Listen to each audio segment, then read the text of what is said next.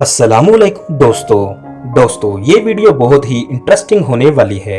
ऐसा मुल्क जिसके झंडे में सबसे ज्यादा कलर हैं। पहली फोन कॉल कब और कहां की गई थी। तारीख की ऐसी जंग जो सबसे छोटी यानी सिर्फ और सिर्फ 38 मिनट तक जारी रही। जानने के लिए वीडियो को मुकम्मल देखें।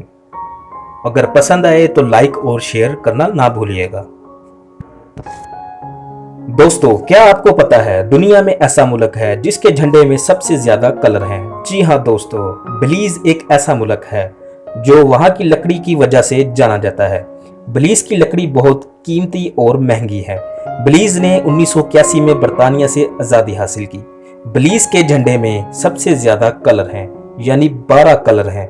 12 कलर वाला झंडा बेलीज का झंडा कहा जाता है और बेलीज में मंशियात आम बेची जाती है।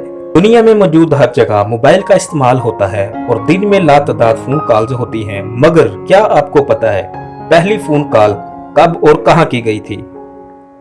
दोस्तों, पहली फोन कॉल 13 अप्रैल 1973 में न्यूयॉर्क सिटी में की गई थी, जो एक कामयाब कॉल रही थी।